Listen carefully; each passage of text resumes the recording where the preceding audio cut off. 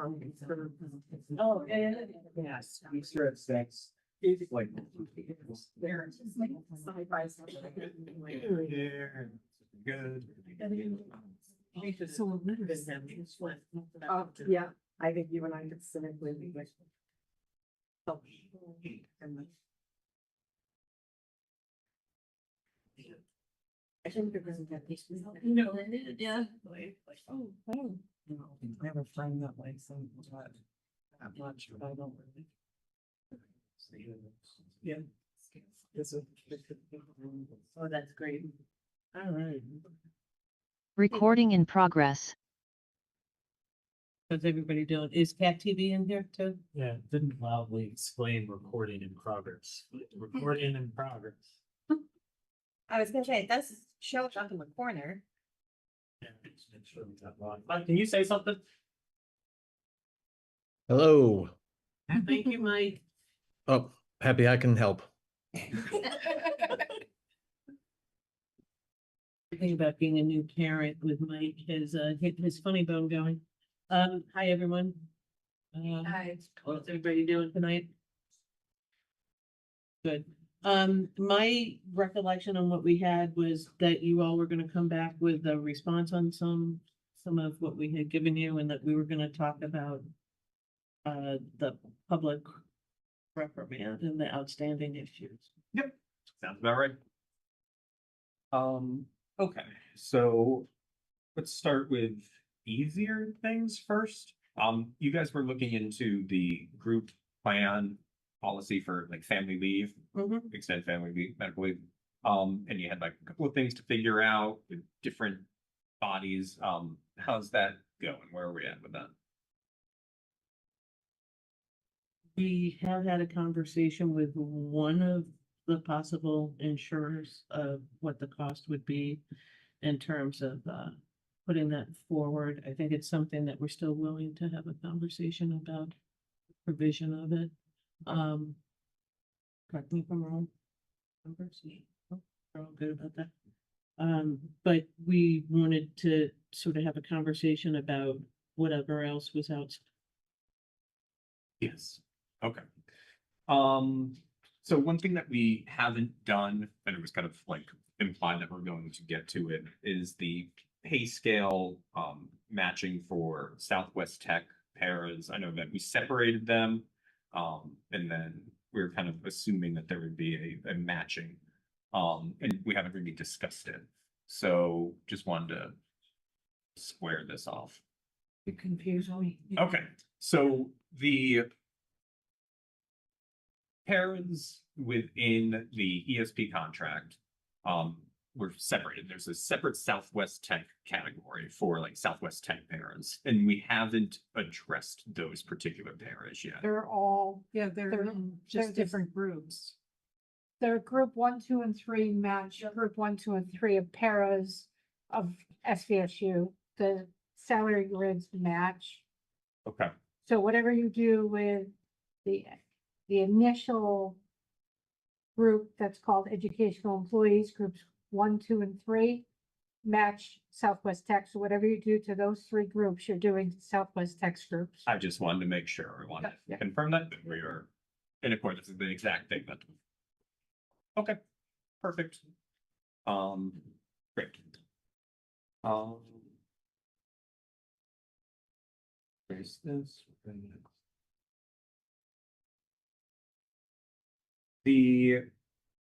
Something that we can take off the board, we left off that we were concerned about 29.4, like having the regional calendar. We're gonna withdraw that language.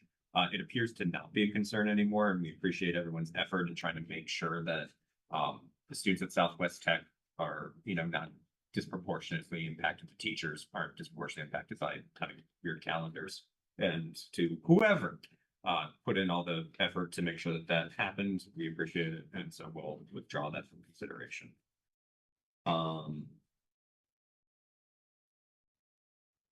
For 29.6, the 3 teacher-directed days before students arrive, it sounds like we're moving towards not that, but towards that, which is appreciated, though with some clarification. In the most recent calendar, it didn't look like there were any days carved out for like teacher directed. It was like building directed, and then there's some other like PD language, but there doesn't appear to be like any carve out for like, let's say, an elementary school teacher be setting up their classroom or a new teacher to the building to be able to, really have time in their classroom. Is it possible to get such a thing like as the standard for some amount of time at the beginning? So I organized a calendar committee. I think it's the first that I could find in the archaeological record. And lots of folks sit in that, Southwest Tech, Association and representation on that. So the calendar for 26, 27 is a response to teacher feedback and, hey, we'd like to see PL not sprinkled across, we definitely took input from folks. As far as designating specific plans for each day, we did not. And I'm not even sure that would be a calendar committee. That would probably be a curriculum and departmental building administrative. It might be a different group deciding that for individual buildings. Okay. So then the problem still remains in some capacity that there are people that will have their entire days programmed up until students arrive. We've got a single day where they can be in the classroom getting ready, either meeting with other people or preparing for, IEPs, 504 accommodation. Like, we still have this issue that's outstanding. Maybe it's with curriculum, maybe it's some other department that remains a problem for teachers throughout the district. And so if we don't have the language in the contract, it's difficult for this problem to be rectified unless it's rectified some other way, like I don't, starting earlier is good. Don't have to go so late. Right? It aligns more with other places for camps and things. Fabulous. But everything that we propose always has a reason. And the reason that we propose it is there is concern, especially from elementary school teachers. And I'll flat out say like the primary concern is from them. Preparing a classroom, getting everything ready to onboard and have students there that day. It's a monumental task, and to give no time is very difficult. Even for very experienced teachers. So I think a calendar committee still remains your avenue forward because you still have input. And I'm happy to revisit who constitutes the calendar committee, again, a first run at it. We had good conversations. The whole reason why we moved 3-4 days to the start of the school year came directly from teachers saying we need more time. We don't want the interruption during the instructional year. So I have no problem coming out of the calendar committee and informing principals and curriculum. We carved up this time, our time. Here are the things you should be doing before the start of the school year. Time to set up your classroom, time to meet transitional meetings, meet your departments, do your PD. We all know the 4 days goes rather quickly. We'd all like to have longer, but I see a number of challenges if you start putting language in the contract that says you need to allocate half a day for GCN, you need a half a day to do transition meetings. You're going to basically create a clause for every building or every grade level, I would say, in the district. And I think we could do that through the calendar. okay. So increased representation of at least elementary school, or different representation would perhaps lead to a different Increase result. probably there. Yeah. Okay. We're gonna look like the UN Assembly. It was a pretty good sized group. I don't know, 8, 9 people. Again, Did you pick excuse me for interrupting, did you pick the representatives? I think I did. I mean, I reached out to folks that I knew and said like a wide variety of folks. Are you okay if they send certain people, that they pick certain people that they want to send to your committee? Yeah, I don't have a problem with that. I mean, I reached out to Jen, like, because we've had conversations over the past, so yeah. Is there elementary teachers on that? Yeah, to get a couple, pick some elementary teachers on That'd be great, just for increased it. ideas and concerns. Yes. What, What happens at the high school is different than what happens at the elementary, no doubt. It is a union elementary school district, so I'm not sure that you need one from Woodford, one from, but I think that, right. Because I think what is gonna come out is a conversation, right, if I'm understanding this, so as long as they can represent what the concern is. I think that would certainly move towards everyone's voice being concerned and maybe being able to address that. Well, I haven't checked the archives. I believe there was a group in the 1950s or 60s called the Calendar Girls, and they also dealt with this issue. So it's going back, but deep dive there for you. Wow. Oh, I'll have to Google that later. please do. Fantastic songs. Not on your portable computer. It is an acceptable radio approved song for those of us old enough to remember such things. Okay. So I think that has some meaningful changes. We'll take it back to consider, but I think that sounds like a good proposal. Okay. Let's see some other things that are easier. 30-minute duty-free lunch. I followed up on this just because you've asked. And there's one group, and this continues to be the main group that has this concern. Pretty much everybody says, oh yeah, I'm getting my lunch, no problems. If I have talked to my boss, I'm getting it no matter what. And some people work out agreements. They're like, all right, I'm not going to take a lunch and I'll leave a little early. And they work that out on the building level, which is not a problem. It's specific problem with school nurses. Apparently, this is a district-wide problem, and it's every school nurse. They're just go straight through, and they're not offered the opportunity of this 30 minutes. Now, if they turn it down, they turn it down, and they can leave early. That's fine. But I think that what they're finding is that they aren't giving any option whatsoever to have a lunch, and that's the problem. And I know that's been the ones that I've spoken to that this is what's happening. And that wouldn't be like, talk to your building administrator. This seems to be a system-wide problem, specifically with nurses. And of course, having, a nurse on duty is important, but so is, taking care of your bodily needs, throughout the day. So I don't. Has there been a request for lunch? Have folks sought out administrators and said, hey, man, I'm not getting my lunch. I'm gonna close the office for 30 minutes, or I'm gonna have quite a coverage plan. I just want to understand if folks have been said no, or. Well, I think that the onus shouldn't fall on the worker to find their lunch. I'm not saying that the ultimate result isn't the same, but right now, if there is a onus, it falls apparently on the individual to seek out, come up with their solution, and that's creating problems. Well, we do agree that this 30 minutes is going to be given at some point, and it does appear to be happening. I think that it's defaulting right now to you'll work and then you can leave 30 minutes early, when it should obviously be there's an option for lunch for those who want to take part in it. And without that conversation on either end, I do think that there's people who are kind of being forced into something rather than being given the option. And that's the need of the language.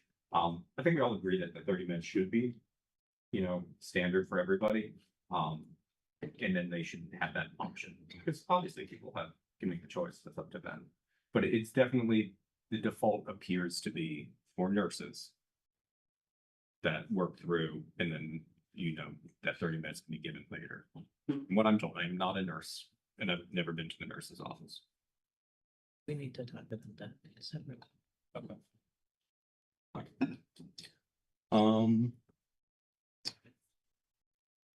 Okay.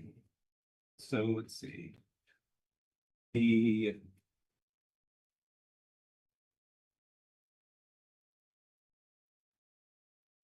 good.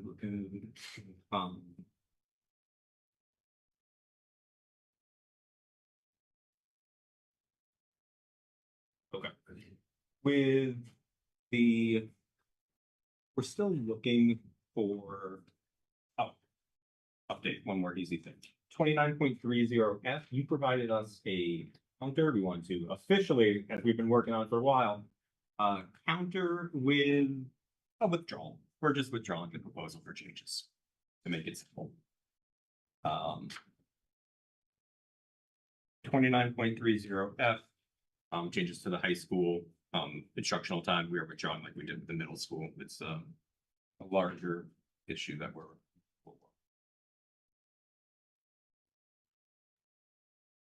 Okay.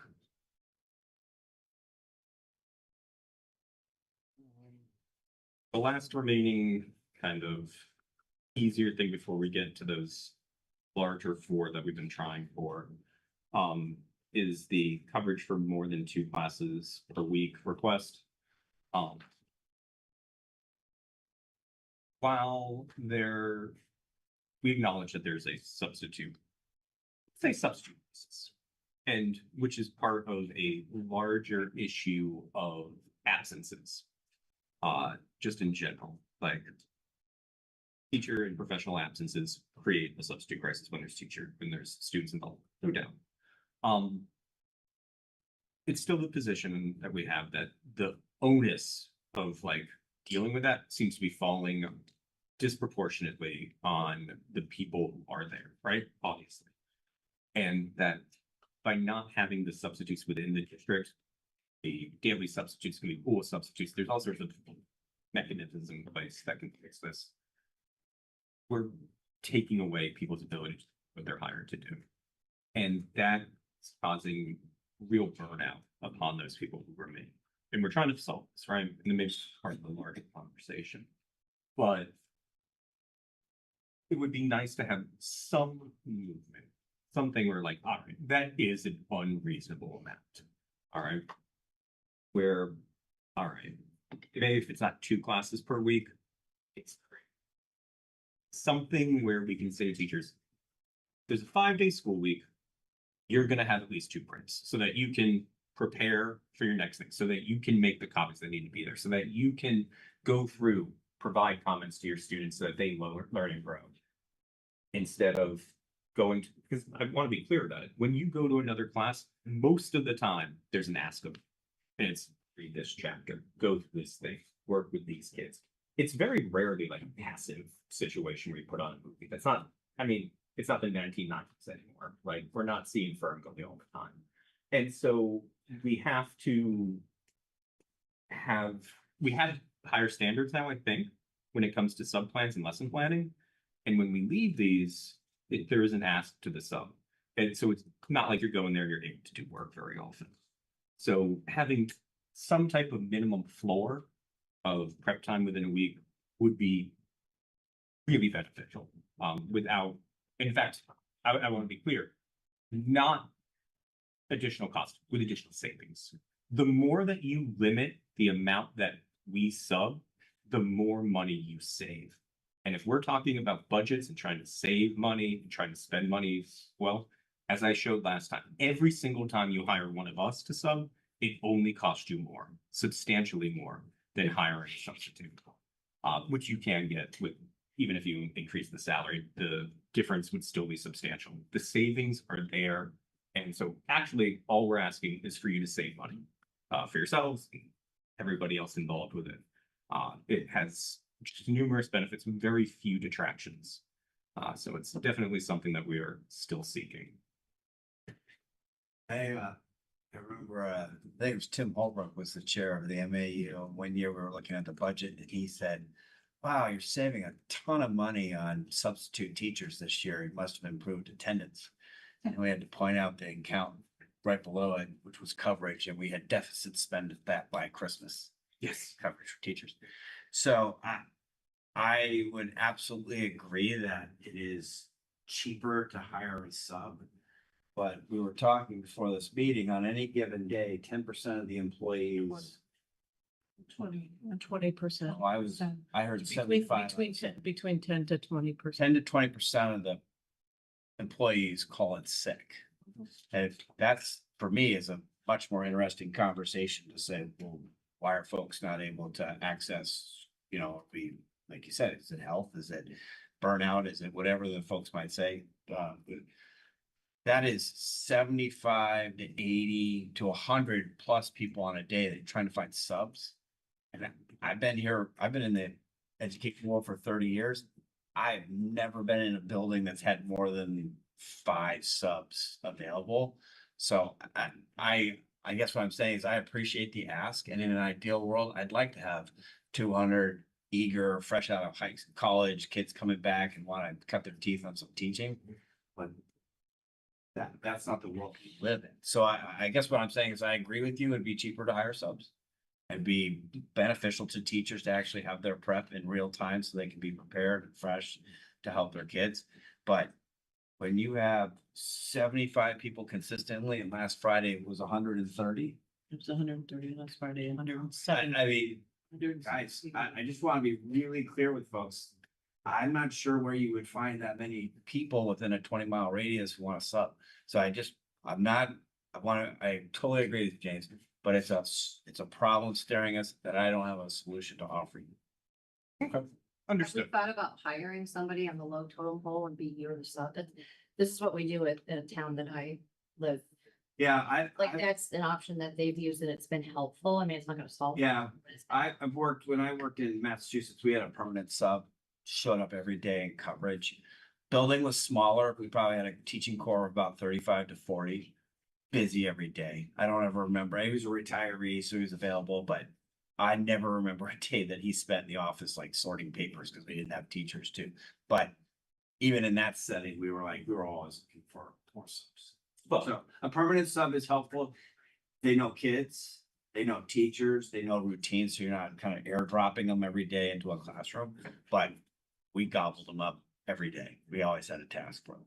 Yeah, I don't think that there's any question that it is difficult to hire subs. It's difficult to find people who are qualified to be a sub, who are interested in the sub life. The sub life is a difficult situation to be in, but one that, much like all problems, I don't think is something that can't be fixed and can't be remedied and made better. There are things that can be enacted that make it more appealing, that aren't simply monetary, but like improve the quality so that they want to come back. And speaking of that same issue, perhaps this all ties in together. If 130 people are calling out and 10 to 20% on any given day, which is a large amount, that doesn't seem to work mathematically for me. We're going to run out of days in the year somehow very quickly. But okay. Let's say that that's the case. Sorry, Jim, the number you don't agree with or you don't understand is which one? If 10 to 20% call out every day, and there's 180 days within a year, you're going to exceed that amount that is available to people. I guess it's just gonna be a lot of people who are not getting paid. Which Well, there's also the issue now, and I want to be clear. So today there were 82 people out. Okay. So some of you have 15 days or 12 days, whatever you get as your basis, your 15, plus your personal leave.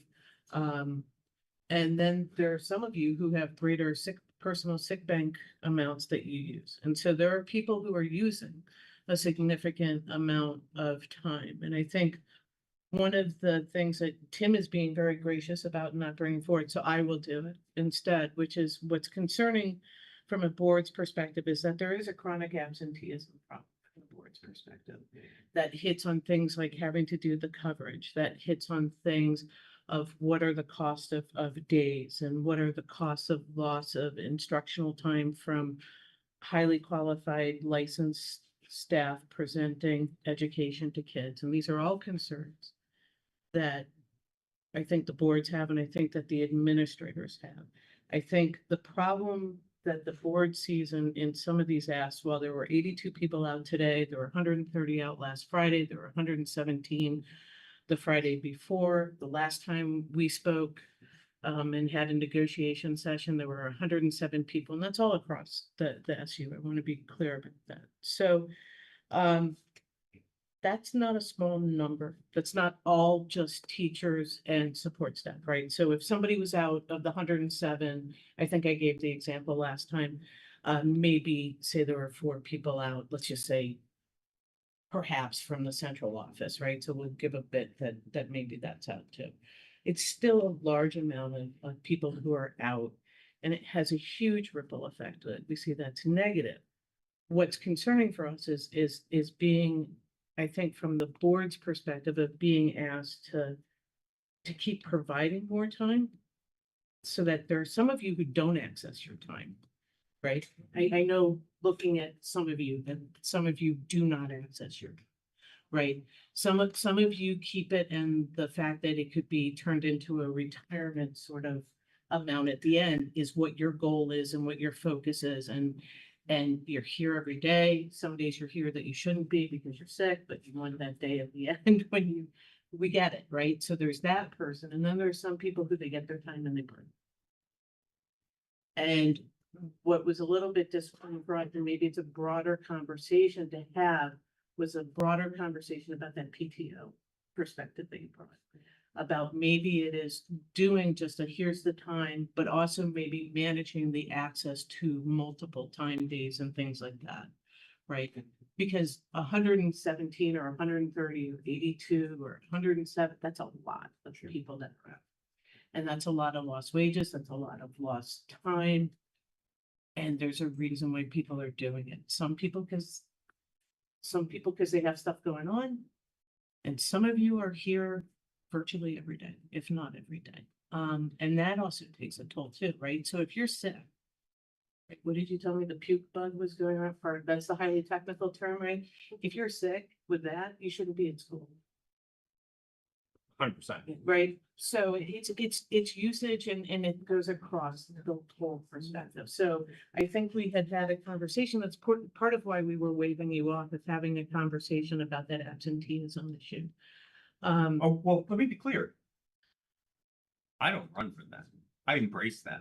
Because when you say that there's instructional time lost, when you say that there's a cost to people, that's a concern we have. Let's be clear that a lot of our proposals are based on that same thing. We're approaching this from different angles, but ultimately we're arriving at the same conclusion, that there's issues. And these issues create an unstable workplace that make it so that people, well, to you it might appear phantom, but when you go to work and every single day you're harassed, when you go to work and you're threatened with violence, or there's some type of person that's going on, and you come back the next day and see that same person looking at you in the face, yeah, it can make you sick. It can make you physically sick. It can make you mentally sick. And it is draining. And so that same issue stems from the same problem. And I think that, once again, we're just seeing it from two different lenses. You're seeing it from we have all these people out, and we're seeing it from the lens of, well, golly, there's these reasons these people are out. And like, ultimately, the solutions might require a more comprehensive look at things. But yeah, there are absolutely both issues when it comes to the staff that we have, which is aging, and their parents are aging, and that takes people taking care of it. And that's why we were looking younger. And I know that this was something that you've been looking at, trying to fill that, because generally people who are younger and healthier don't call out as much. Like, I see a way to solve that. And when we meet every couple of years, one of the things that we do is we come with all these problems, right? And we come up with solutions and we bring them to you. When you have a problem, bring it to us. Say it. Don't run. We don't run. I won't ever run from a problem and addressing it directly. If there's a problem with, like, and that's why I was addressing the PTO thing. If there's an issue on your end, come up with something. Tell us what it is and we'll work with you to fix it. And like, that's the negotiation process. You tell us, we'll tell you, we'll try to figure out a solution. No, it's not something that I ever want to, fear bringing up. It's not something that, we should shy away from, because that's how we actually. Yeah, I'm just blaming Tim for trying to play it as your first year superintendent. We've done this enough that I don't have that role.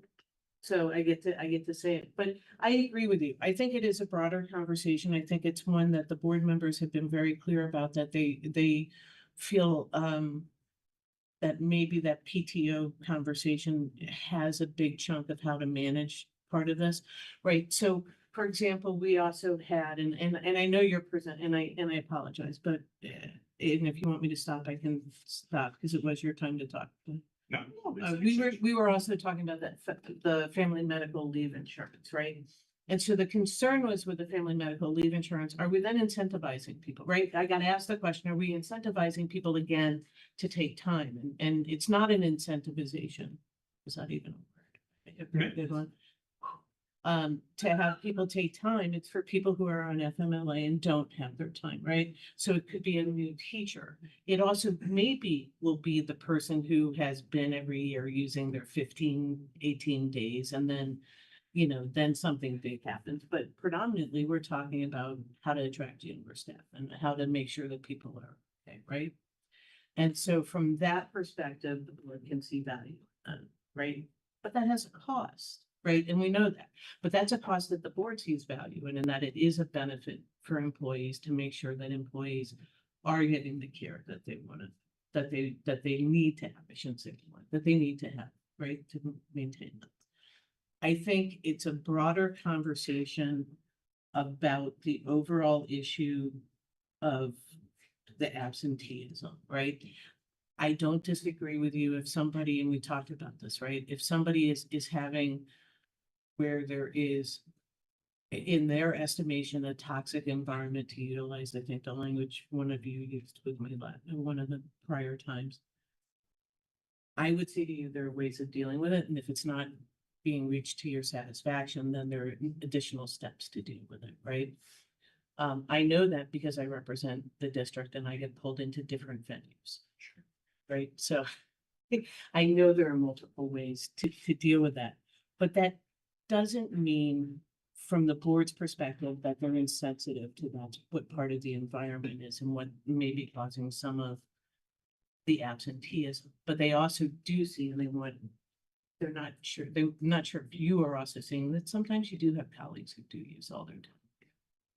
And those are too far end of, right, both on the ends of the spectrums kind of thing. And we are, I mean, we represent our membership.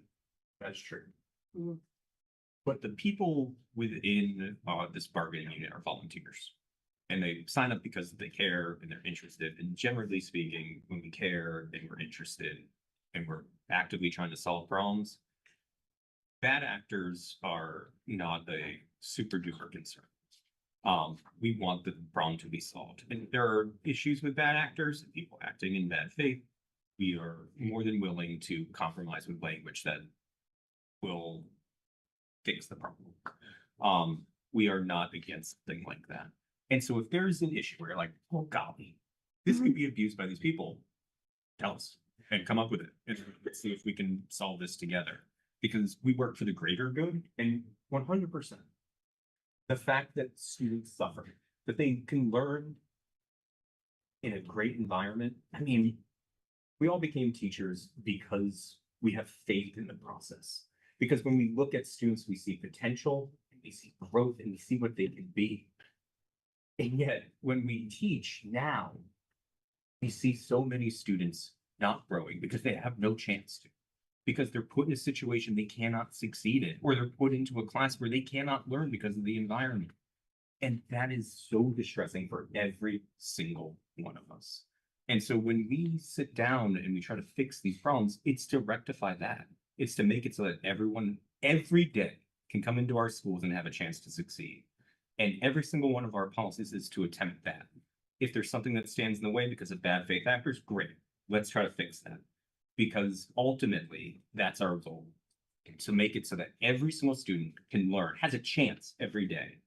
But because some of these issues remain sticky and they seem intractable, we haven't been able to solve them. And so every day we walk our schools and we see the same exact thing that we saw 2 years ago, 4 years ago, this problem where we seem to just accept that we've lost some children. And that they'll come, they'll be there maybe, sometimes they don't come.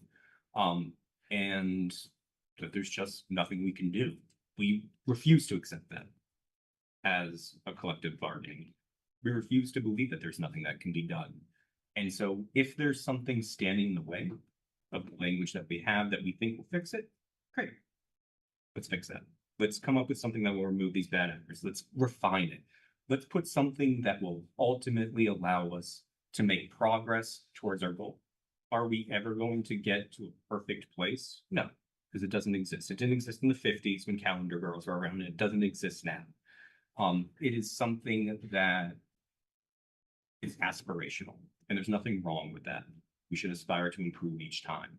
And there's these issues we've solved a lot. We've worked our way towards, and we've improved our contract last time, this time, and working conditions improve each time. But there's some issues that happen. There's some issues that remain unresolved. And those issues, I do think, feed into absenteeism. They do feed into students not learning, losing entire years that they should have. What is the cost of that to the individual? What's the cost of that to this community? It's incredibly high. And so we want to fix these problems. And I do think that the only way to do that is together, to look at the problem, just like we're doing, try to figure out what's going on, and then come up with something. We could do it in committees. We can do it with, trying to appoint blue ribbon panels, I guess.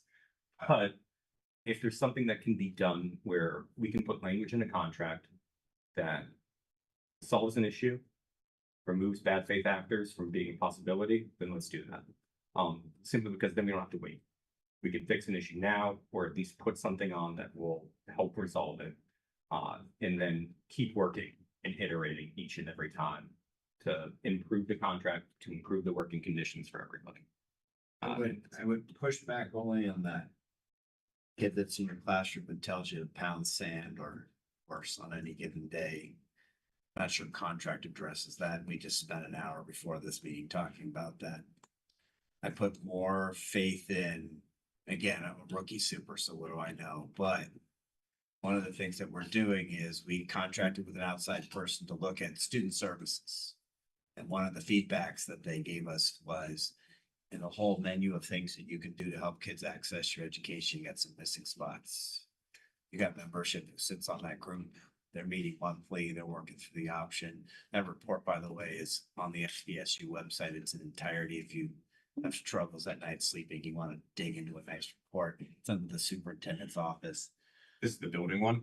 This is the one for student services. Okay, student. Okay, I didn't know that was on. Okay. So you can check that out. It's under superintendent's office. Dr. Royce. Dr. Royce. Yep. It's within the last week that was posted, but you can find it there.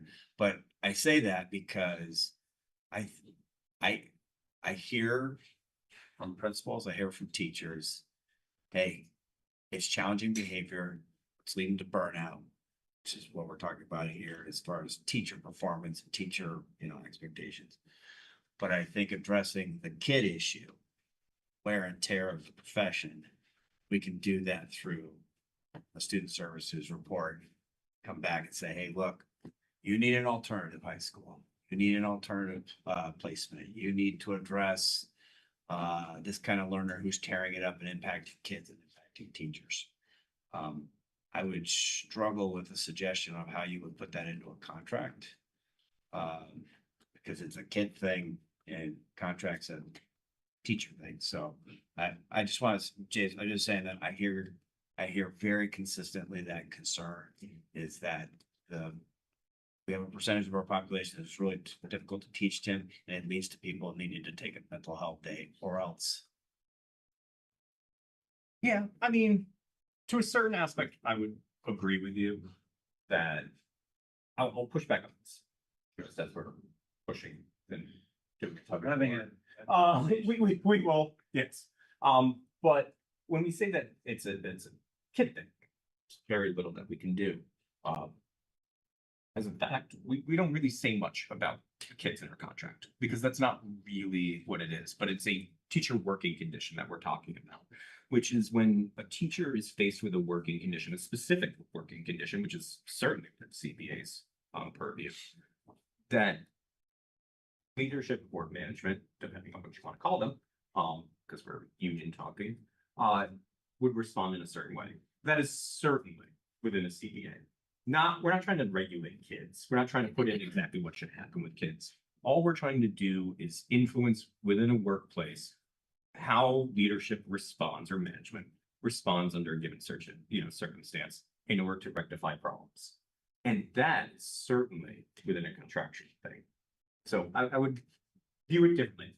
Ultimately, I think that what you're saying is that you understand the concern and you're gonna attempt to resolve it in a different way, which is great. I mean, working towards a resolution one way or another is fine. But the problem is that sometimes these solutions are so arcane or so behind closed doors that we never see them. We don't see the results. We don't feel them because they're happening behind closed doors. In fact, many times communication, while improved in, I don't know, 9 months, is not necessarily historically our district's greatest strength. And we sometimes will hide things or preserve the privacy, integrity at a strong level, let's say that, where we don't know what's happening. We don't see it. The thing about a contract in the CBA is that every single person has access. We see it all the time. It's in our face.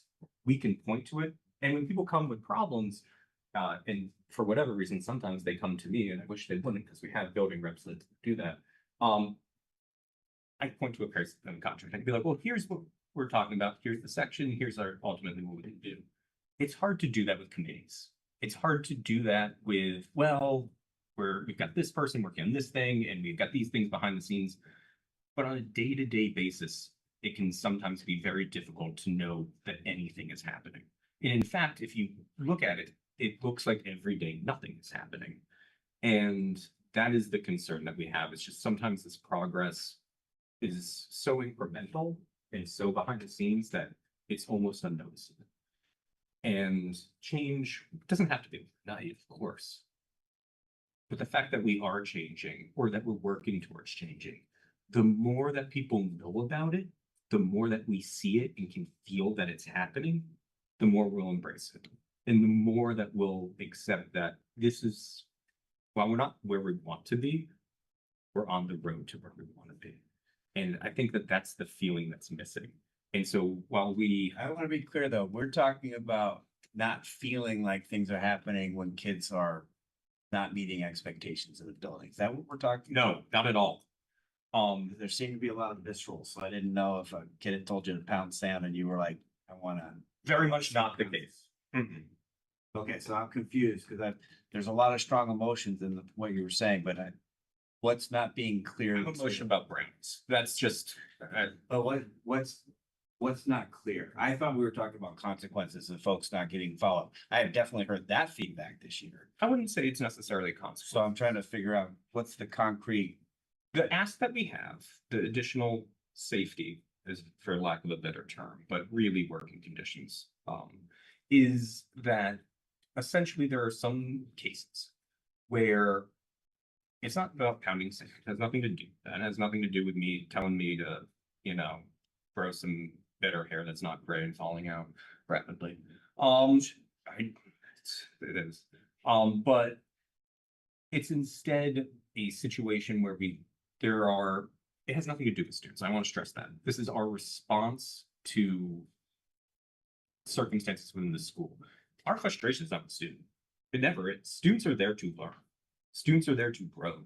Our response and our frustration lies in the fact that there doesn't appear to, there's something missing in how we respond, not as a consequence. And there's no discipline, never discipline mentioned. No punishment, anything like that. It's simply when there's a problem and it's a large problem. Okay. We specifically say when it's physical or, threat or harassment. Let's say we change those terms, but there's a problem. That's a So substantial. the teacher is physically assaulted in a building, a student will be suspended for. Not what we're seeking at all. Okay, I'm still grappling with what are you looking for? Fantastic. All we're seeking is simply following what IDEA already requires of us, that we follow through in the process, that when there's a substantial incident, all we want is for there to be a meeting to look at why something failed, to have a manifestation meeting, then if that manifestation shows that it is indeed a result of something, all we ask is that we just do what we're supposed to do, which is meet as a group, come up with, all right, what failed, what didn't work here? And then come up with some other system that can help the student. Instead of what happens so often is that we have the manifestation meeting, nothing, no follow, no changes, nothing happens after that. It just happens again and again.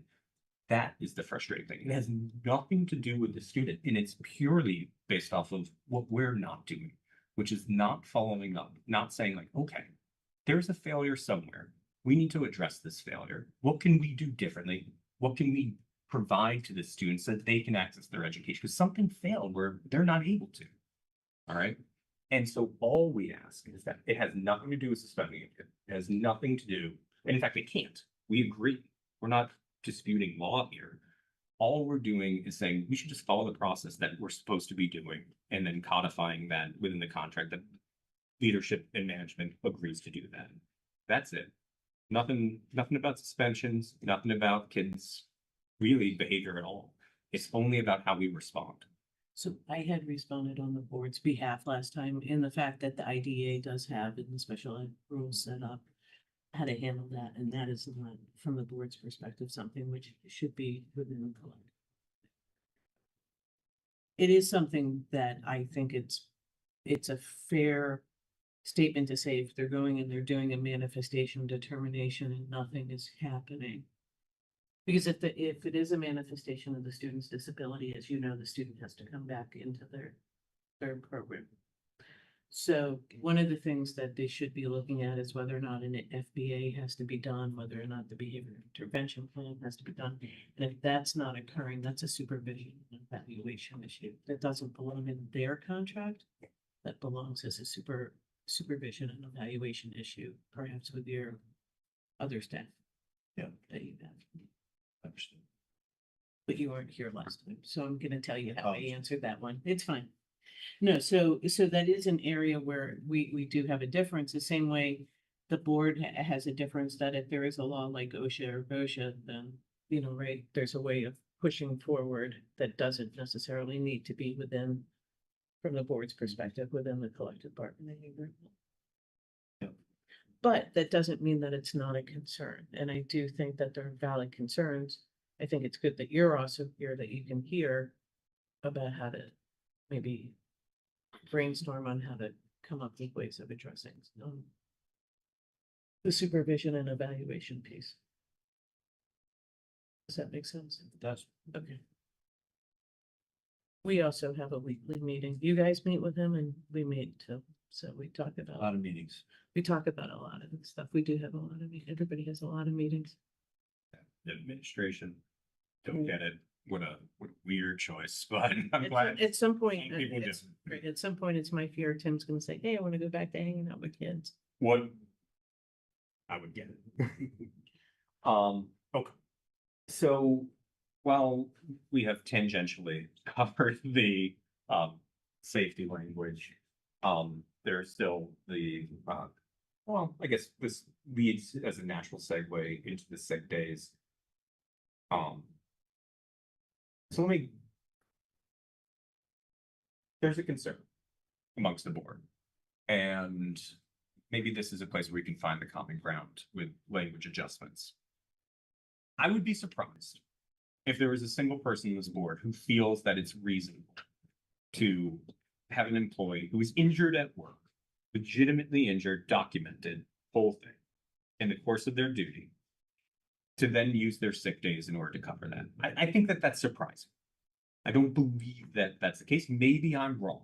All right. But generally speaking, most people I feel would feel like you're injured in the role of your job. That should be something that your employer takes care of you. But as we've talked about, there is that 3-day gap between when a worker's injured and when workers' compensation kicks in. So if an employee is doing something they're supposed to be doing, and in the course of doing that, they're injured on the job, but they're only out for a day or two because they're concussed and there's a weekend that comes after and they come back, there is no workers' compensation that will cover that. So they're expected, because they did their job to use the sick days provided, and perhaps once again, this is a larger issue that falls into, and I get the context under which you're working. What is a resolution that we can have for this employee who did everything that they were supposed to do, were hurt while doing everything that they're supposed to do, but they're going to return to work and are then penalized for that? Now, if they stay out longer, they're actually incentivized to be out more. That's a problem, right? Because then they can receive workers' compensation. But there's some people who want to return to work, and right now they are punished for that. Because if they come back after 2 days, 2 days out of their sick days that are gone simply because they did what they're supposed to do. That can't be the solution to the chronic absenteeism. That can't be. It might be a thing that we need to address bad faith actors in, might be something we need to put specific language in, but the punishment of the people trying to help doesn't seem to make sense. And so it's definitely an issue I think that there is a resolution for, and I think that the concern, and I get it, about, all right, we don't want this to be abused. Okay. What can we come up with to solve that? We feel like there's enough sick days provided. I don't know if the calculation of how you divvied up sick days and sick time, 15 for me, but I know it changes for others,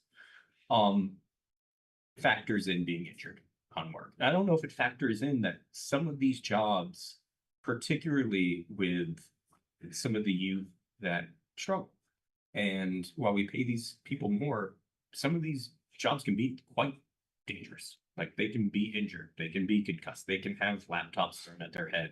Like, it happens. And we don't want that employee to suffer because they're doing what they're supposed to do. There must be some solution to this outside of, well, use your sick days.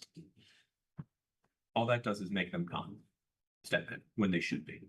All that makes them do is call out for longer because, well, then workers' comp will cover it.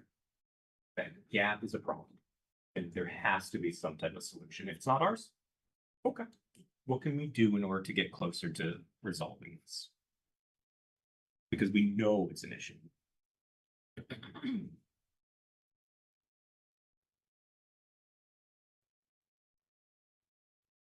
A question to me. It's an open-ended question, yeah. I don't, first of all, I don't know if we know that it is as big of an issue. You're not the only bargaining unit that I'm asking for. So to me, it's always interesting of whether it is a site specific or if it's a broader, a broader push by the union. I think if it's somebody who's gonna be out and it is covered under workman's comp, I think the way the board has always looked at it is that that's how it's gonna be covered, right? And if not, then it's an injury that is not covered. And so I'm not sure that there is something about using any other way of addressing this. I don't think that the board has come up with any rationale of why the 3-day gap, which is one that's created under the law, is one that needs to be overcome. Well, I'll be happy to answer that for you. So your concern is chronic absenteeism. Right now, if you are injured at work, it makes more sense to be out longer. Doesn't make sense for you to come back because you have to use your time. If you get workers' compensation, if I understand correctly, you will not have to use your time. If you're out, I think it's what, You want people to be out longer? How does that solve chronic absenteeism? How does that fix the problem of this education gap for these people not being able to do it? How does it fix the problem of not having people available to service people who have IEP accommodations and 504 accommodations that aren't being serviced because those people who provide those services aren't there? That doesn't help anybody. That hurts them. It hurts literally the employees, it hurts the students, and it hurts this district as a whole. And while I don't know Vermont NEA's greater agenda, I'll be honest, when we meet, we do not meet with them. Like, they're not sending us like game plans to, implement. This is a problem that we have within our district, within our collective bargaining. It's definitely not part of like a greater agenda. It's legitimately a problem that we have specifically members and people within ESP, but also teacher contracts that suffer injuries at work, and then they seem to be penalized, punished for coming back and trying to do their jobs. Is it more prevalent in the ESP? You're asking for both? And I guess what I would ask is if you have. I think it is more prevalent within ESPs, yes, that they inherently, because of who they're working with and the circumstances under which they're working, though I think special educators could also fall under this very easily, especially elementary special educators. Because a lot of times we're still figuring out services and placement, and that can cause issues within the classroom setting. So I would say that it is part of both, and would fall under a larger umbrella instead of ESP and, teacher bargaining unit. It would fall more under special educators suffer disproportionately, but that's on both, and that's fine. You don't have a number, do you? Well, interestingly enough, this goes back to, we tried to get the number. We tried last time to get the number. This is no fault of current people in place.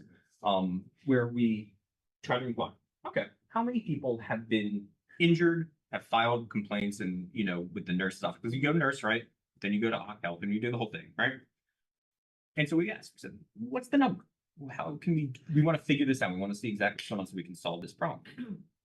The nurses were told under no circumstance to give us this. They can't really say, right? And while I don't know if they can't release like a data, like overall number. They can't release like Jenny was hit in the head, no. But I think it is probably not a part of HIPAA where we can't release a general overview of how many people were injured in the work.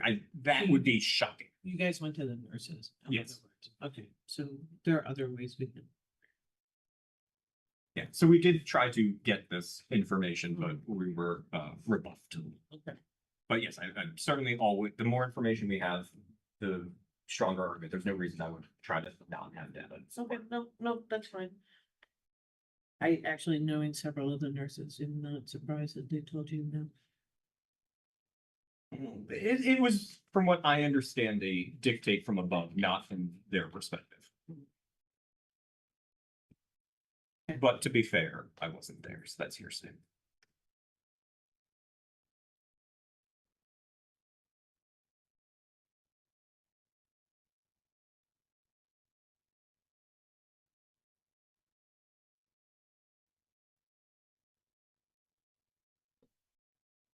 I don't think at this point that we have any change, but I think we can have a further conversation about it. if we Okay. need to. And then there's only one remaining issue, and then we could break to discuss some things. Okay. So the last remaining issue that remains on the table is the employees. It really only applies to elementary school teachers and staff who, because it's the ESP as well, who are seeking a change, as we talked about last time, to allow them to bring if they live within the district or the SVSU. And once again, I understand there's issues with Arlington being within the SVSU, so we are more than welcoming of language changes to this, but to allow them within the district, within certain borders or boundaries, and with different specifications of class size, and making sure that doesn't feel something, more than willing to welcome all those things. But essentially, we're still asking that those people who would be zoned for one location, but they're working somewhere else, would have the option of bringing a student with them, only because the burdens are so burdensome to try to get to this other place that oftentimes they have to take time off, which we're trying to solve. If a lot of these things come down to, all right, what does it benefit? This benefits you directly. In order to get to the other school at the same time to pick up, go across from Pownell to, Ben Al or wherever. It takes time, and it's very difficult to do. There's some places that have inequitable after-school programs where some places have it some days, but certainly not every day. And other places have things. It is a patchwork system. And so for some people, there is a real difficulty of them trying to work and teach kids, but also have their kids get educated. And by having them have the option of bringing it within the school that they're teach at, that kind of goes away. That I have to take off because I have to get, pick up my kid, or I have to go to this thing because I have to go to my kid's performance. But if they're at the same school, it's usually generally much easier to do something like that. It would increase their ability to stay at their work, educate the kids that they're supposed to be, while also allowing for people to have that ability to, especially when they're in community schools, in the smaller school setting, to be part of that and to have their student present, part of the community that they're in. That strengthens the community in every way. That makes it seem like, okay, this is a school that I believe in enough that I send my kid here. All right, I have my kid come here. And if the concern is, all right, well, that will just everyone's going to feed into one school. That's unlikely because not everyone at that school is of school age children, has those and that they want to move them. But let's say that was the case, more than happy to carve in a thing about, a maximum class size or within school limits and anything else that you want to put in there. Ultimately, the goal is to improve the school communities, and this would come with little to no difficulties when it comes to finances, as it should be about the same within the same district. Can I ask a clarifying question? You can, absolutely. So I'm trying to wrap my head around this. So you're essentially saying that you are looking for this benefit for the people that are inside for the teachers that work inside not the SU, because that includes Arlington, but Yeah, So we're it wouldn't apply to them So because they're outside anyway, right? right, so we're not bringing kids that live or people that choose to live outside of the elementary district. Correct. And so you're, No, absolutely. And yeah, it wouldn't work with Arlington because they're in a different bargaining unit anyway. So any benefit that we have and within our contract would apply. right, but if you chose to live in Arlington, perhaps, right? I mean, you live in Arlington and you want to, and you work in, well, in Shasbury, so, and you work in Shasbury. And you want your child to go to Shasbury. In that scenario, are you asking for that? If that's a concern, then we're So you're looking for like a smaller subset that just to deal with. that just mostly lives inside. removing the Arlington component because that creates a problem. Or Williamstown, I mean, like. No one from outside no. Williamstown would not apply. Outside. They have to live within the Union Elementary School District, and it's within and they have to work as a Union Elementary School District teacher is basically my understanding. Yes. Is that? That's Yeah, how I'm just trying to wrap my head around like But if this feels like this, from an outside perspective, we have a community full of people that have restricted jobs, right? And not all of us, I benefit that I can pick up and go, but overall, if you have shifts, if you are an hourly employee that has a shift that you can't, that we have those same restrictions, right? So this to me is I can understand this being a workplace benefit that might benefit a few, but I'm struggling with just the broader challenges, right? So if we have after school program challenges that are impacting our teachers, it's also impacting our community, right? There's different pieces of it. This sounds like a very limited ask, and I'm just trying to wrap my head around it. Fine. Yeah, no, reasonable. And you're right. Everybody has difficulties at their job and everyone has those limitations. I have incredible difficulties with my son and getting him because he's out of the district now. And so everybody deals with these things, no doubt. But unlike, and this is why it's specific, unlike middle school, high school, you can leave your kids and they're gonna be fine. Well, okay. There's some kids that I have that probably will not be fine. You should not leave them alone. But primarily for the most part, you got a middle or high schooler, they're probably pretty good. So this is why it's particularly, and also we only had one middle school, so then it doesn't apply. But there's a unique situation when it comes to elementary, and you're right, this would apply to pretty much anyone in the community, where their ability to fend for themselves, real, right? And the patchwork system of, and I don't know every single thing. I know that at Monument, where my son went, different days had different things, but you only can get into a couple, and it was only once in a while. And if I wasn't given the opportunity, and this is a very specific thing, to go pick him up at his time and then come in earlier in order to do that, which I worked out with my building principal, where a lot of this can be solved. There's no doubt about that. But if my building principal did not allow that, I couldn't even work here. I wouldn't have anyone to care for my son. I wouldn't have been able to pick him up. Same is true now. If I have a new principal coming in next year and they decide now you're going to work the regular contracted hours, we're not going to allow for this. There is no one that there, it would become untenable. I wouldn't be able to work there. I'd have to find employment elsewhere. Like, simply because he's, first grade. Like, essentially what this would do is allow that to not be a concern. At least for the elementary, it's a small subset. That's exactly right. Would it be better if we could have some type of system that, ensures people are able to, care for their child? And maybe that is a solution. That is an alternative solution. Can I interject? I think it's, you say it's a small subset, but it's also quite enticing for new hires. So if the new hires see that in the contract, if they got hired at Molly Stark, but they found a house in Monument area, they feel that they have the opportunity, that it's an incentive. Because they don't have to try to find a house in the school that they got hired. So I think it's not just a few people here. And I think the other piece too, I look at it as we're spending all day taking care of other people's children. This is one little ask to allow us to take care of our own. In the elementary. Yes, yes. Well, because like James said, at this, middle school, there's only one school. It's not, in the high school is only one high school. If it at some point, if we broke up and had 2 middle schools or 2 high schools, then maybe, that maybe we can revisit the conversation. But that seems a little not as important because I don't have to be at school with my high school child. They can be home by themselves. So I think, yeah. So once again, some should not be home by Right, themselves. that's true. We should take care of them.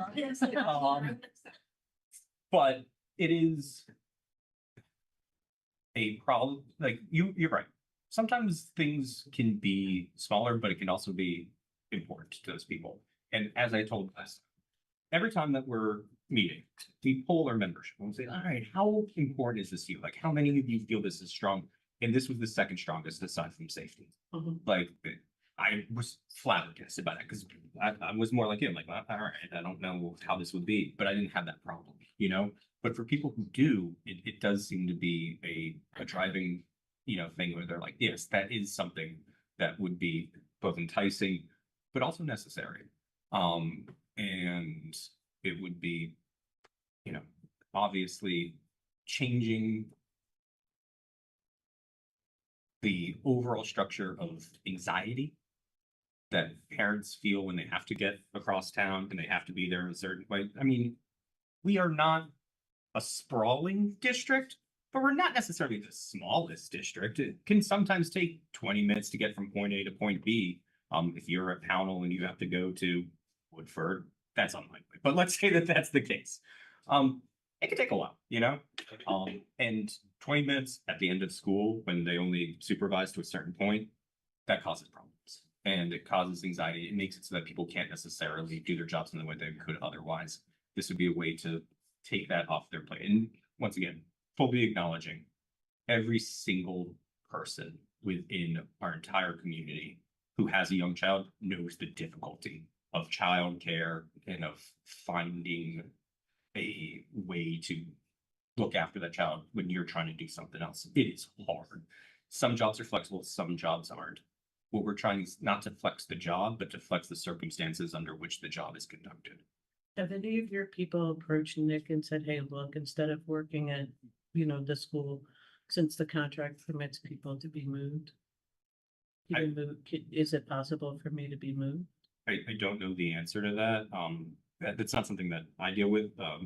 Because that's, that is one thing, right? People under this, teachers under this contract could be in any school. I understand that also may create problems for Nick, but that is also, I think, just to point out that may be something that people can also um, Yeah. potentially ask for. I mean, people like the schools that they're in, and then they like, and then they have the house where, but I would assume that it's probably been done hypothetically at some point, yeah. But I think that, once again, I think the ask is less to be about like the specific and then more like, what can we do to remove this from their plate and make it easier to conduct their jobs? And also. no, I get, hopefully but I know you're looking I for get the specific other things. aspect. I'm gonna you're saying. assume. I'm just saying that if it is the second thing, that it is also something that people can. And certainly, I also understand the imposition that would cause, like, that would cause difficulty. So in order for Nick to facilitate this move, right? He would have to, number one, have a vacancy. Yeah, Number but- two, move other people. People around. Right, and that's difficult. Like, what are you gonna force someone to move in order to accommodate this other thing? That doesn't seem very fair. Like, there's all sorts of difficulties that Nick would face and that other people would face that could be removed from this by incorporating this. And so it would make it hopefully easier and less. I'm just saying, Less personal. it could be on both sides of the point of doing it. Just a lot to. Okay. So we've About that. exhaustively Okay. gone through everything. Let's go back. We'll meet in order to, chat about things. You guys can do the same. How long would you like?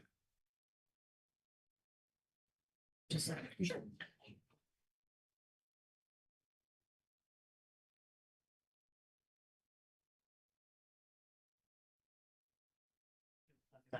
How long do we think we need? Ladies? I don't know, how long do you? Guys, I know we talked a lot, so how long do you think we need in for a row? Set it for 15 and then come back. Yeah, no, we tried to do. Can we do a 2-minute sidebar before? Yes. Okay, regular side group. Me and Nick. Or anyone else you wish to bring. Yeah.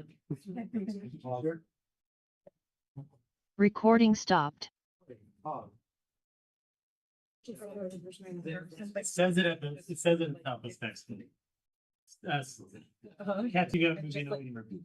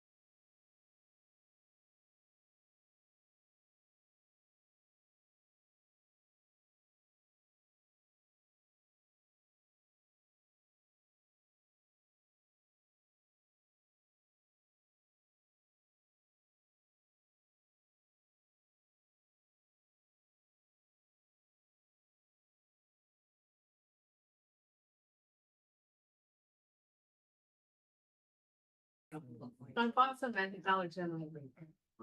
Recording in progress. Okay, so we're back, we're recording, just so you know, because it doesn't say recording in progress, so I'm just gonna give you the heads up. Wanted to start off, possibly, it's not the funniest provision, but I just want to make sure you understand this. You all talked about having teacher days where they weren't teacher directed. If you look at provision 29.6 in your contract, the first sentence, lo and behold, Nick and I were a little confused about figuring this out. You have 2 teacher directed days that are not put on the calendar. The reason why they're not put on the calendar is you have some teachers who probably for 20 years have been coming in and setting up their classroom two weeks before school starts. And you have some teachers who maybe are coming, I don't know, whatever date. And so they're not on the calendar. Because if we assigned them, we were concerned about the fact that those 20-year teachers would be like, what the heck are you doing? So you actually do have two teacher directed days. I've heard these rumored as ghost days. Yes, From the- hidden days, they've been called hidden days and ghost days, and it's because it's only outlined in the first sentence of 29.6. So you do have them. So we kind of think that's resolved. We're putting I that up. believe in ghosts, sure. Even ghosts is always good. So that was a plus. So here's the one that, here's a no, and here's why the board still is remaining a no. On the request about having kids go and be where their parent, the teacher is. The 3 main reasons that the board has been saying no, and they wanted to make sure that I made it clear, is that one is that they're concerned about sort of a push of popularity of schools. We know that there are already popularity of schools that people want to be assigned to versus other schools. The concern of having a high need student, and while the cost is going to stay within district, if you have a high need student, some schools are not set up for high need students to the same level as other schools, and the board is concerned about if we start having to say that is an issue of why that can't occur, that could be considered discriminatory. Then there is the oddity of that while your contract, and it doesn't happen frequently because we don't like to disturb people, but it can in fact happen under your contract, is that if a teacher has to be moved in the middle of the year, there is a way of doing it under your contract. And if they do it under the contract, then you now have a student who's here, and are we moving the student again mid-year?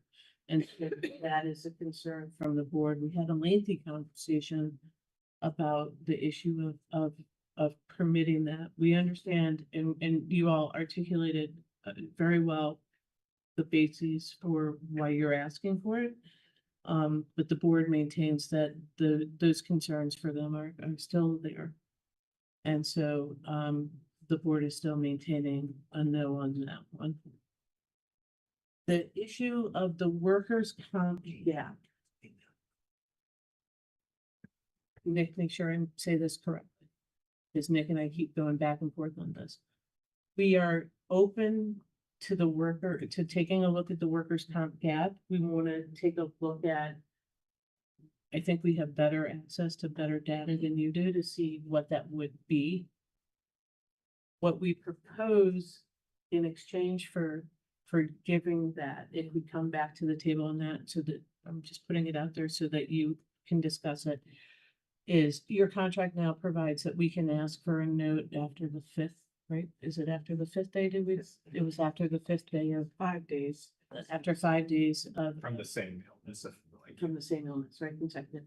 We would like the ability to ask for a note after the 2nd day. Okay, that doesn't mean, and we want to be clear, there are times when we don't bother to ask for a note, to be quite honest with you. You may be a teacher who's been employed with us for 15 years and you haven't taken any time. And we actually know because you've told your principal what's going on with you, and so we don't ask you for a note. There's some people that we do desire to ask for notes. And so that is not that we are going to make it mandatory to provide one, but we would like the ability to ask for that. A 2-day mark. we want to get back to you about that. The other one, the nurse one, we also want to have a conversation because you have three schools that you have three schools that only have one nurse. And so we're concerned about why in a school that has multiple nurses, why there isn't coverage. So we want to get a better sense of what that is. So we want to have a conversation with the building administrators there and have that conversation about that.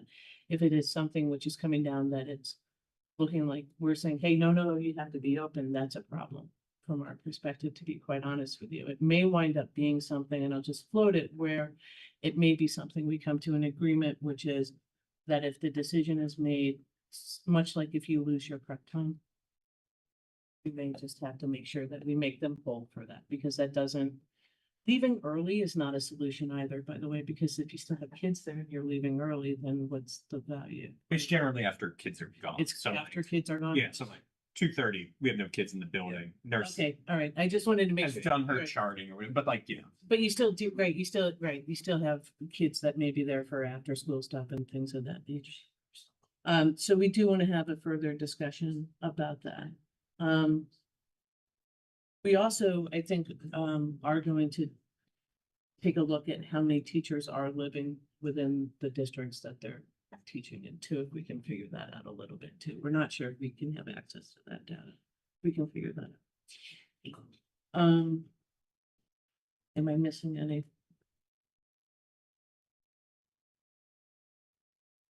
Oh, the language issue about the time frame, right? That kicks into a stipend, right?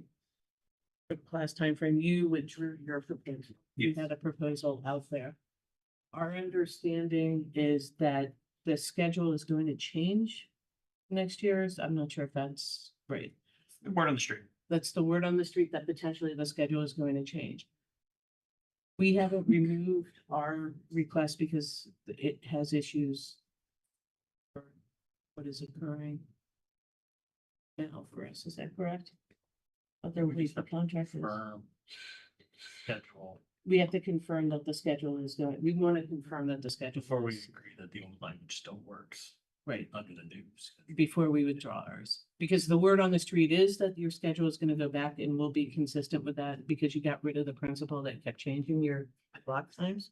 So I'm confused. You guys we proposed something, you countered. We're taking our proposal off. Are you adding a new proposal? No, we still have our proposal. You had one? It's still outstanding. It's the one you were looking at earlier. But we We withdrew ours. withdrew ours, but they were countering ours. Yes, and they still have that out is what they're saying. Because we want to make sure that it is switching, that it is gonna work. Because if not, then we do think that we have to have a conversation about it. Because I think we can agree that the language is broken if the calendar, if the block schedule doesn't change, the language is broken to address or to reflect what will be occurring.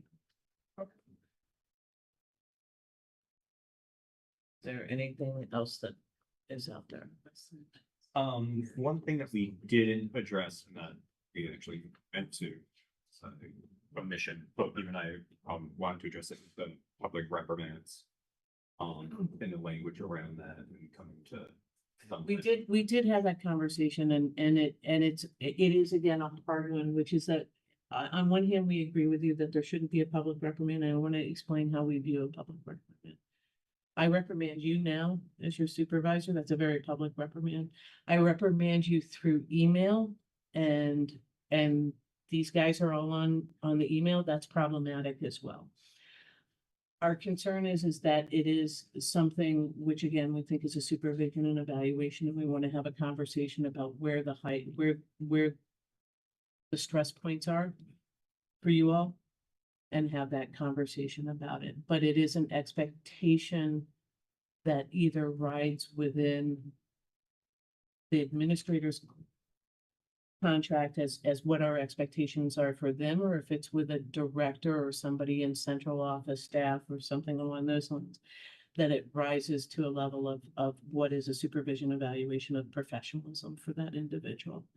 And so we want to have a further conversation. If you want to tell us where and we can do it off the record, highlights of where the concerns are and have that conversation if you're open to have the conversation with Nick and with Tim about that. Yeah, of course.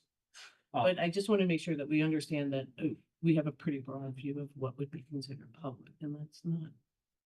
Because if I have an issue with you as your supervisor, I'm gonna take you, and it's gonna be you and me, and we're gonna have that conversation.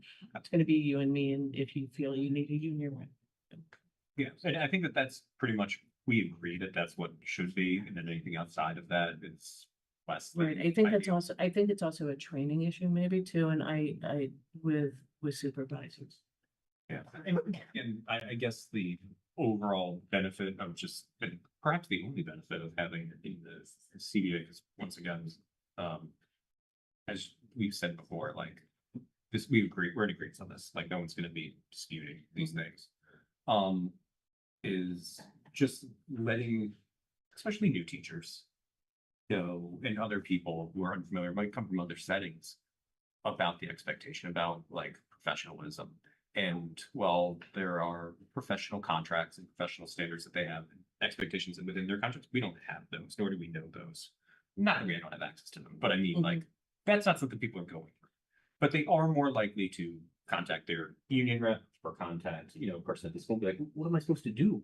And this guy was yelling at me. Or I keep getting, you know, like I'm crying because I was screamed at the other day. Like, when we have things like that, and we don't have a place to point or at least a mechanism in place that can successfully deal with it, that's where the issue comes to, like, we want the same thing. We want that behavior to change and not do that.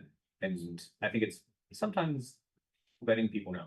And maybe it is a board policy decision that we put up. Maybe it's something that can be done through other mechanisms, as long as we can have something to point at clearly that, hey, you know, here's board policy 547. Here's, I don't care where it is.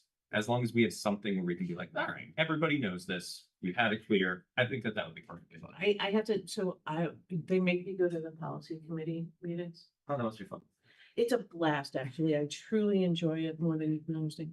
Problem with board policy, just so you know, is that in order to make any modifications, it doesn't turn on a dime, so you have to bring it back. You have to have public notice, blah, blah, blah. Whether or not it's something we should maybe talk about, if it's a feasible, I can come up with an alternative sort of way that I think works for me, but I need to figure out if it works for you. But I agree with you. What I would say to you is what pops into my mind initially is that, not that I think that you should file a grievance, but you have sort of a grievance procedure, complaint process where you go to your building administrator. If the complaint is about that person, then you should be probably pulling Nick in and you in, maybe? Is that how that goes? It would go to Nick? Okay. It would go to Nick. If it's a director, does it also go to Nick? It could go to the building administrator if you have a complaint about a director, right? Who could, then we would expect it to go to Nick. That's part of the problem. It's somewhat labyrinthine in how, like. Yeah, Nick is always. It all goes to. Right, it all funnels to Nick and to the superintendent at some point if it rises to that level. But yeah, we can have a conversation. I don't disagree with you that maybe it is a way of just informing people this is what happens. I think what's concerning for us is, one is putting it in a contract, it becomes a grievable issue. If we then agreed that it wasn't grievable, because we do have some provisions that are not grievable. Quite frankly, we have the concern about not every administrator acts that way, and some administrators that if they are acting that way, then we need to address that. But we're concerned about the overarching sort of doing it with a very large paintbrush when it should be. And I'll tell you, where my mind went with the whole conversation was, it shouldn't be happening at any level of the organization, regardless of, it shouldn't be a teacher to a board member. It shouldn't be students to each other. It shouldn't be a teacher to a student. It shouldn't be an administrator to a teacher, or at any level of the organization. So creating something where Nick can act, where Superintendent Payne can create the culture that's necessary to make it so it isn't acceptable at any level of the organization, I think is a lot more broad and a lot more impactful than language here. And that's where my mind went when we were having the conversations. It shouldn't happen at any level. Yeah, I like that, the sentiment of just a general decorum level and what's expected. And to a certain extent, there is a policy in place in certain regards, like on the outside of the building, right? At least in the middle school, when I entered the building, and now is this on every school? Where it says, you know, when you're entering here, I you're think supposed to have a it's- I certain think it's language and what's. So it's kind of accepted. like when you go to the hospital and it says abusive language. Very much so. So we have that on the outside posted.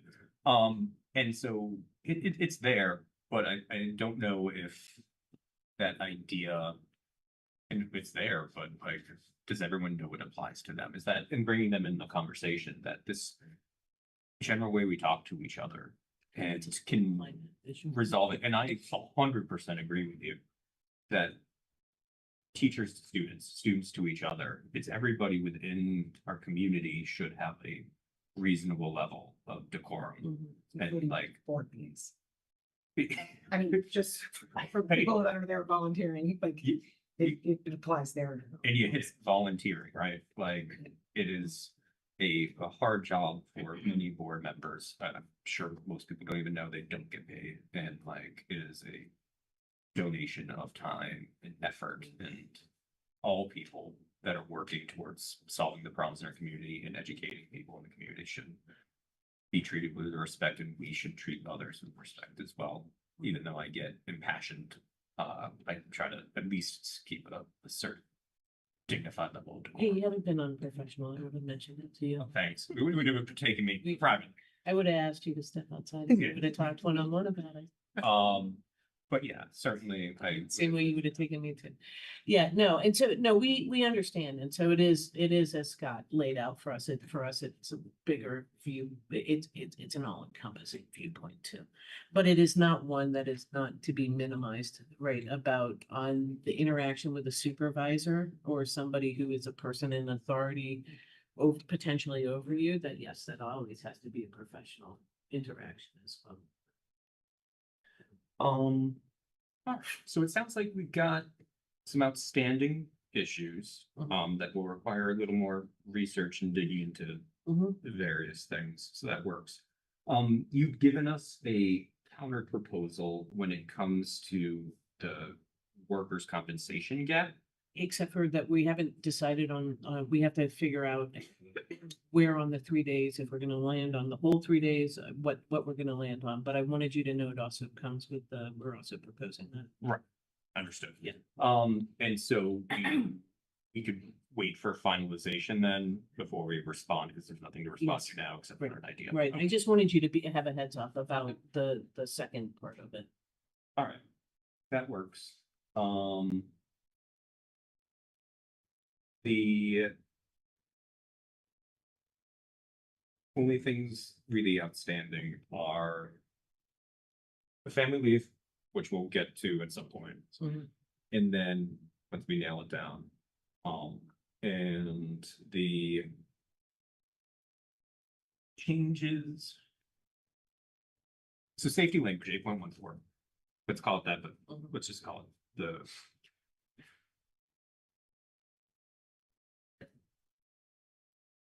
The safety language is every year our number one concern. It's the number one feedback that we get. And so while we understand your position that it's not something you prefer to be in the CBA, okay.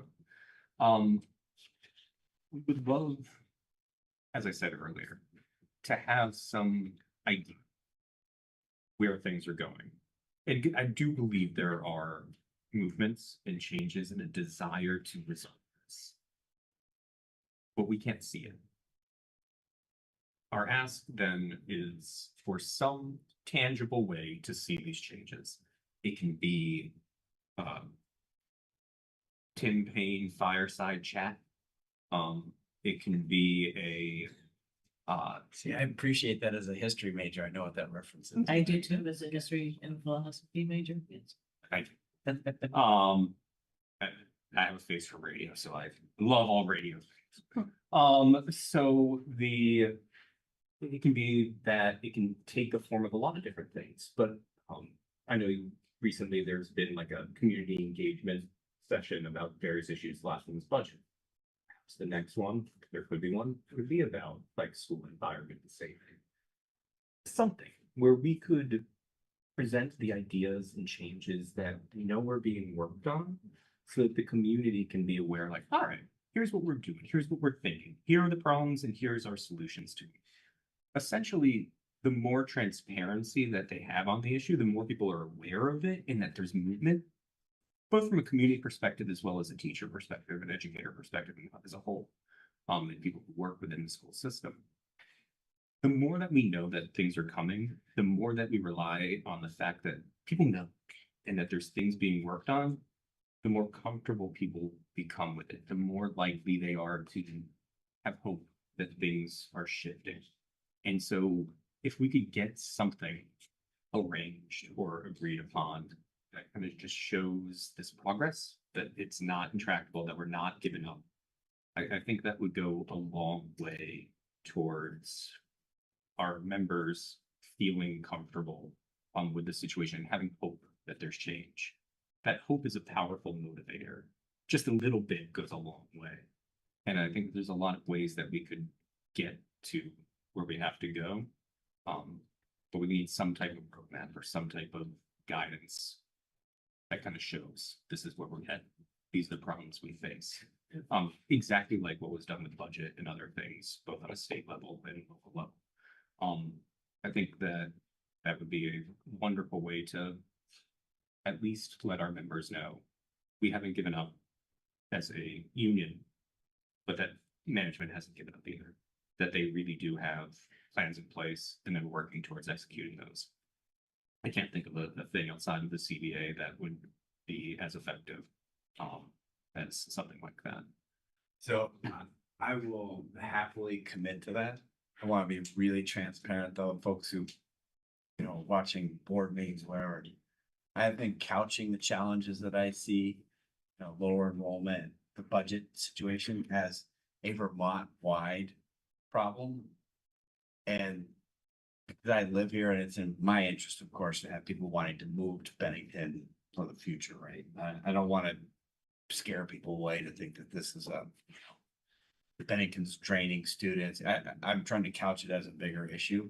So I'm happy to participate in a conversation around school safety and the challenges people. I think that's good for the community to realize, but I'm going to respectfully come to that conversation, couching it as a statewide problem, as a national problem, to draw attention to the fact that education is different than it was. I'm amazed at how many retirees I've talked to in the last year, teachers, and I'm telling you, you have no idea.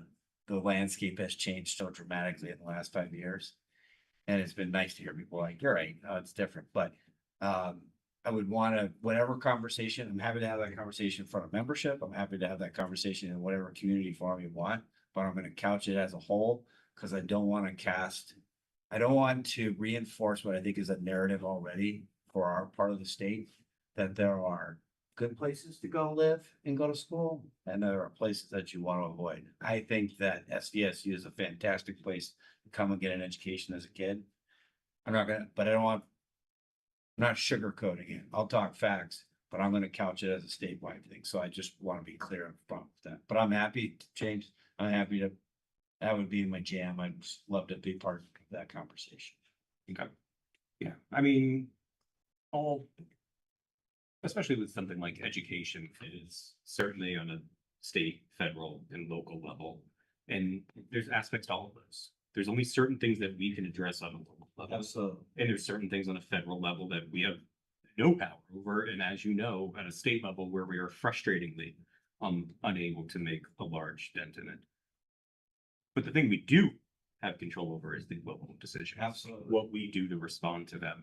And so absolutely developing it as a federal level and looking at that circle and the state level.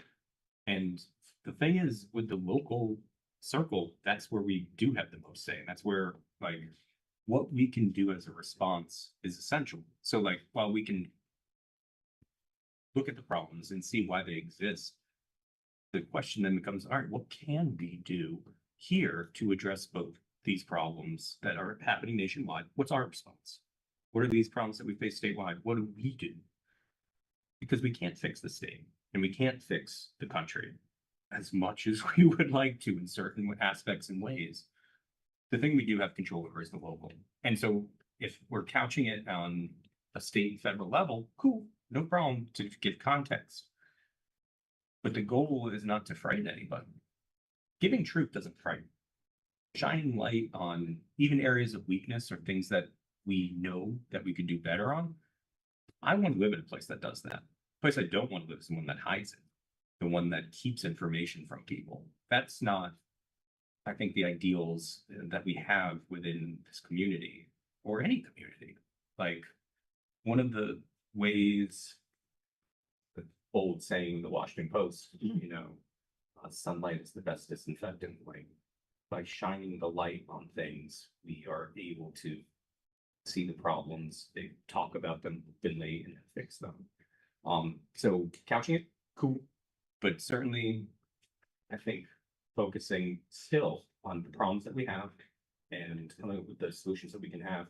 Otherwise, it's more philosophical and less of a roadmap of like, all right, here's things that we can do and will do and want to do. That's inspiring. That's a place that I want to live. I live 2 minutes from here.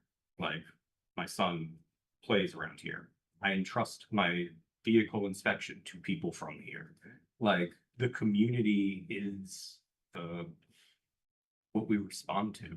And if we have problems within our community, we got to address them. And we have to be able to come up with solutions. And there's nothing more comforting than that. The reason that we teach, or at least I teach, one aspect of it is all these people I'll be talking with for decades. Every single one. I'll rely on them to go buy food. I'll rely on them to, service my car and to work at the bank and not steal the money, hopefully. FDIC insured of 250,000, but I don't have 250,000, so it's fine. But we have to have these realistic conversations so that people within the community know we're here, we're responding, we know what's going on, and we want to provide the highest quality education, the best that we can, to make this a place where every single person wants to move and can. It is the most beautiful place I've ever lived. And I lived in Santa Barbara, California, where everything's millions of dollars. I'd rather live here every single day of the year. It's a great place. I don't think we have to hide from it. So I encourage that very much. But I do think it still has to have that local element as much as possible. I think you said it much better than that. A national or state level issue, but a local solution. Love that. I'm happy to participate in that conversation. I'm happy to make the bumper sticker for it. All right. Okay. So it sounds like we have these outstanding issues. We'll have to reconvene in order to address them. We'll make, hopefully, our goal will be to. I'm hoping that will be it. Yes. Correct. Yes, well, That would be our intent as well. well, we would have loved absolutely to have tonight be it. I think that just the two issues that we have to get some further information. Okay.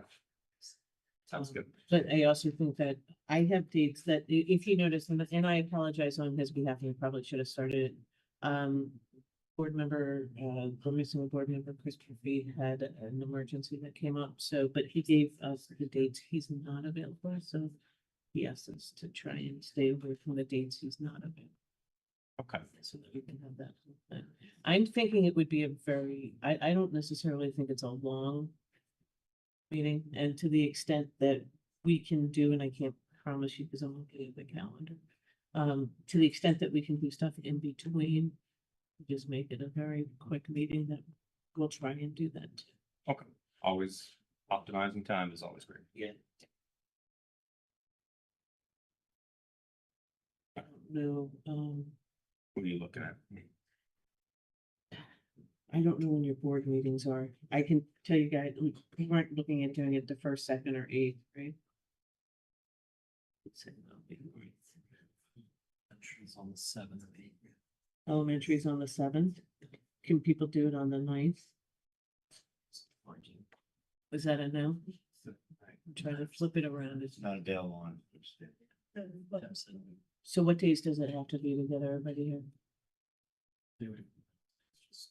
It's a Wednesday, is the, So no Wednesdays, no Thursdays. I'm working out this logic puzzle now. Go ahead. so we're on Monday, the 13th. No, that's our board. That's our board meeting. The 9th was it, the 9th is a Thursday, you can't do. I can't do the 8th. What about Tuesdays? I'm sorry, what? What about You Tuesdays? said Monday. You said no, you can't on 6. We probably want to give them amount of time to Okay. research some of the stuff. How's Tuesday the 14th for everybody? That's what The elementary school board meets that evening. Yeah. We It's also voting day, so hopefully folks are out. It's also a superintendent meeting and a union meeting, so. Busy day. I, Hey, look. Monday, the 20th. what about the 13th? How is Sorry. It's fine with me. They were saying, is the board meeting every Monday for you guys? No, it's the No. second Monday of Second every Can month. you do the 13th? No, that's That's their, that's our meeting. But if I'm right after safety comes on, that's why it's not. What time is your Can't board do meeting? the First, second, 8th, 14th, 42nd, the 22nd or the 20, can you do the 15th, the Wednesday, the 15th? Yes. It's just tax day. You have MAU. Oh, and they knew. So, No, sorry. The chair could, It was below. the chair could, Can I just cancel them? because you have a special meeting next week and you guys can say there's no need for any. It's just. Good, Yeah, unless there's other business.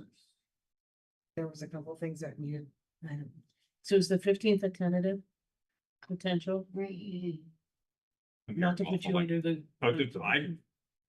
For me, I don't care. It's either that or get to the, I just, if I said the 20th, which is so farther out than I want it to be. The 20th So no, We meet tomorrow. elsewhere. Not absentee though. no. Supposed to be. We did. I know, it's weird. That's our spring. Big thing is if there's any.